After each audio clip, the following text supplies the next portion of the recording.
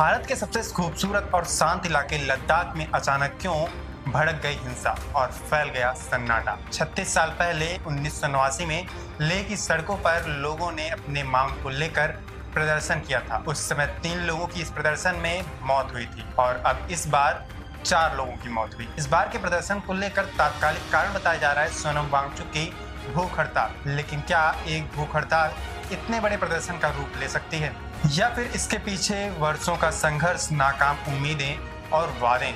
आइए जानते हैं इस वीडियो में कि आखिर लद्दाख में हिंसा क्यों फैली। भारत के सबसे खूबसूरत और शांत इलाकों में से एक लद्दाख अचानक सुर्खियों में आ गया। लेह की सड़कों पर सुरक्षा बलों की तैनाती, खाली बाजार और फैला तनाव, इन सब की शुरुआत एक भूख हड़ताल से हुई। दरअसल 10 सितंबर से लेह में सामाजिक कार्यकर्ता सोनम वांगचुक भूख हड़ताल पर थे। उनके साथ 72 साल के शेरी अंगचुक और 60 साल की तासी डोलमा भी शामिल थे। ये सभी पिछले 35 दिनों से भूख हड़ताल पर थे, लेकिन मंगलवार शाम को स्थिति गंभीर हो गई जब 2 की तबीयत बिगड़ी और उन्हें अस्पताल ले जाना पड़ा। इसी घटना ने पूरे आंदोलन में अचानक उग्रता ला दी। बुधवार को लेह के शहीद मैदान में भारी भीड़ जमा हुई। प्रदर्शनकारियों ने हिल काउंसिल ऑफिस और बीजेपी ऑफिस पर हमला किया, पत्थरबाजी की और पुलिस वाहनों में आग लगा दी। सुरक्षा बलों ने भीड़ को तितर बितर करने के लिए आंसू गैस और गोलियों का इस्तेमाल किया। इस हिंसा में 4 लोगों की मौत हुई और 80 से ज्यादा लोग घायल हुए, जिनमें 40 पुलिसकर्मी भी शामिल थे। यह 1989 के बाद लद्दाख का सबसे बड़ा प्रदर्शन था। वास्तव में लद्दाख में यह उग्र प्रदर्शन 36 साल बाद हुआ। 1989 में भी लोग अलग केंद्र शासित प्रदेश की मांग को लेकर सड़क पर उतरे थे। तब पुलिस की गोलीबारी में 3 लोगों की मौत हुई थी। यह साफ दिखाता है कि लद्दाख की जनता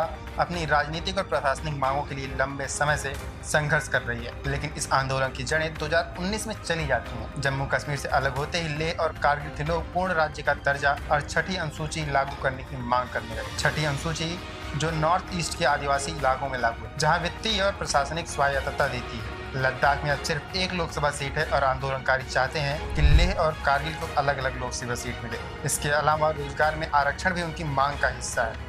दरअसल 2019 में केंद्र ने वादा किया था कि लद्दाख में 6ठी अनुसूची लागू की जाएगी, लेकिन अब आंदोलनकारी कहते हैं कि यह वादा पूरा नहीं हुआ। इसी कारण से लोगों में नाराजगी बढ़ रही है। केंद्रीय गृह मंत्रालय ने इस हिंसा के पीछे सोनम वांगचुक को जिम्मेदार ठहराया। उनका कहना है कि वांगचुक ने भाषणों में अरब स्प्रिंग और नेपाल जिंजी आंदोलन जैसी प्रेरणा देने की बात कही थी। मंत्रालय ने लोगों से सोशल मीडिया पर पुराने या भ्रामक वीडियो साझा न करने की अपील भी की। यह स्पष्ट संकेत था कि सरकार प्रदर्शन को नियंत्रित करना चाहती है और अफवाहों को रोकना चाहती है। प्रदर्शन की शुरुआत शांतिपूर्ण थी, लेकिन भूख हड़ताल के साथ एकजुटता दिखाने के लिए बंद की अपील की गई। आपको बता दें कि इस प्रदर्शन के समाधान की दिशा भी है।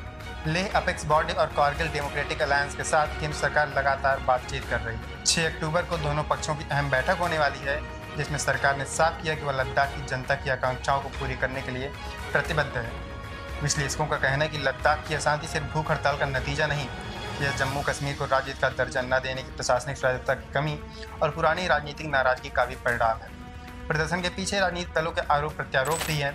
बीजेपी सांसद संबित पात्रा का कहना है कि कांग्रेस ने इस उग्र प्रदर्शन को भड़काने की कोशिश की, जबकि कांग्रेस नेता मनीष तिवारी ने केंद्र सरकार पर देरी का आरोप लगाया। लेकिन सबसे अहम सवाल यही है कि क्या यह आंदोलन बातचीत और शांति की दिशा में जाएगा या फिर यह और उग्र होगा? क्या 6 अक्टूबर की बैठक लद्दाख के लोगों की आकांक्षाओं को पूरी कर पाएगी?